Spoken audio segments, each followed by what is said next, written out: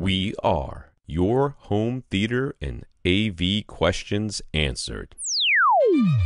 This is AVRant. Want your home theater or AV question answered by Tom and Rob? Send it to question@avrant.com. Welcome to AVRant. I'm Tom Andry, and I'm here with Rob H. Will. This comes from Facebook. Will has a Denon AVR-X4200W. He has 7 listener-level speakers already, plus 4 overhead Atmos speakers.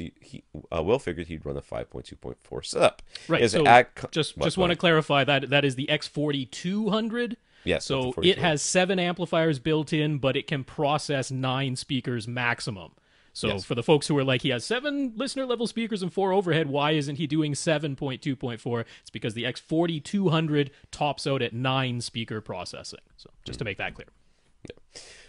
So he has an ADCOM 2-channel amp and an ADCOM speaker selector. He was thinking he might connect the surround channels pre-outs from this ADCOM amp and then connect the ADCOM amp to his ADCOM speaker selection. This is saying ADCOM too many times in one sentence. It's now not sounding like the right word anymore. Anyways, and thus have this 2-channel amp connect to both his surround speakers, poke-on walls, and his surround back speakers, energy bookshelves. He realizes that the surrounds and the surround backs would be getting the same signal, but with a speaker selector in place, you choose to power either or both when he wants to fill in his long room with sound. Will this work? Did they have volume control on the speaker selector switch? I don't know, because I don't know what the model of the ADCOM speaker selector is. There's a few things going on here that make me trepidatious about saying. I don't know that I would ever want to run both to begin with, and I don't really even see the reason of running the surround backs with the surround information in it. I don't see the point of that. Yeah, it'd be 2 speakers on each side playing the same information, but one would be to the side of you and one would be behind you. Behind, right. And it's like not kind of... But they're playing in mono. Right. Okay. First of all, can you do this? I'm sure, literally, physically, yes, this can be done. You could do it with the equipment you have. Well, that's one other thing, though, because as flexible as the Denons are in allowing you to say which pre-outs you want to use, because remember, he's trying to run 9 channels, all right? Yeah. He's trying to run 9 channels through 11 speakers. But as flexible as the Denons are, I don't believe one of the options is send the surround channel information to my external amp while powering all the other speakers internally. You can say send my front left-right speakers to the pre-outs and power everything else. You can say power one of the pair of overhead speakers and then power everything else internally. But I don't believe that power my surrounds with the external amp and power everything else internally is one of the options. There's a chance I'm wrong about that, but I think that's the case, in which case you need one more external 2-channel amp to power something else in this setup. Right. You definitely can connect an external amp to the surround pre-outs. Right. It's just that now you're asking your left, center, right, and your 4 overhead speakers to all be powered internally, and I don't believe there's a way to set up... He needs another 2-channel amp, basically. So he takes the surround speakers, sends it to the selector switch, from selector switch to the 2 individual amps, which are going to power the 4 speakers. That's right. What you're saying. Well, no, what I'm saying is he could connect the surround pre-outs to his ADCOM amp like he wants to. Yeah. But then in order to have 5.2.4, he would need another 2-channel external amp to power either his front, left, right, or one of the pair of overhead speakers. As far as I'm aware, that's the setup that you would need. The other alternative would be to power the surround channels internally. So you would just I see what you're saying. Wire the surrounds and the surround backs, in this case in series or in parallel or something, or connect the binding post. I don't know if you can connect the binding post outputs to the ADCOM speaker selector switch, but right. I'm saying you'd either need to send the surround channels from the Denon's binding posts, or you'll need another 2-channel amp. right. make this work. Because so you can't send. I see what you're saying. You can't run the 3 speakers up front from the Denon and the 4 speakers overhead from the Denon and use amps to power the surround backs. Yeah.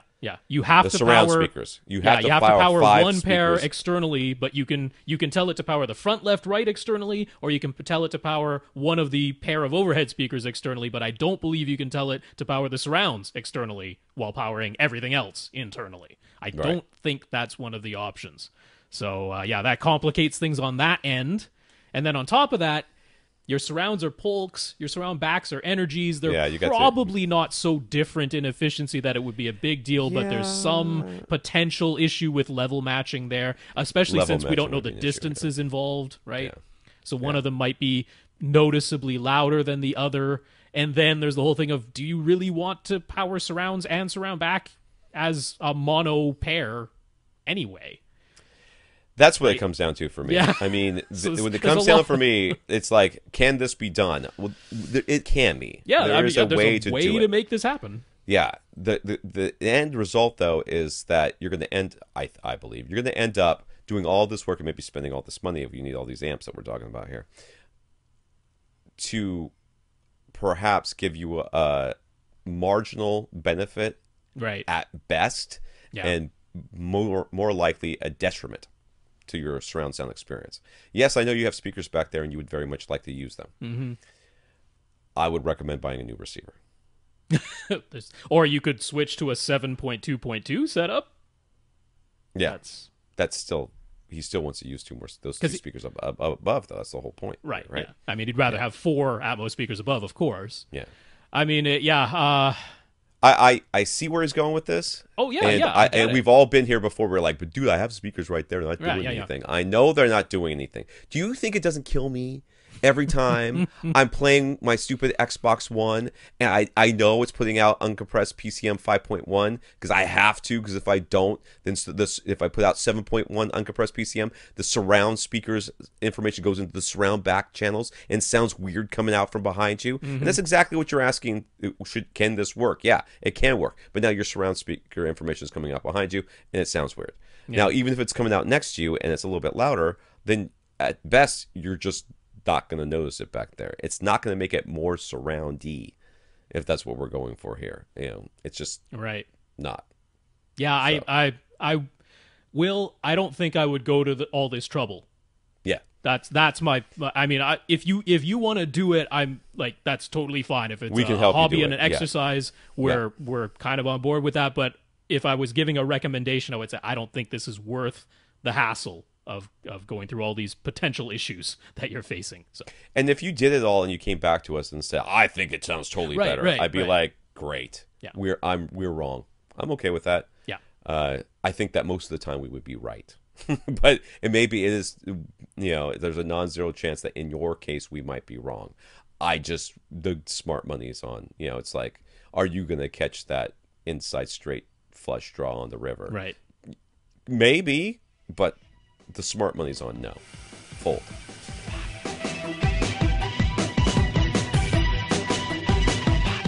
Want your question answered? Send it to question@avrant.com.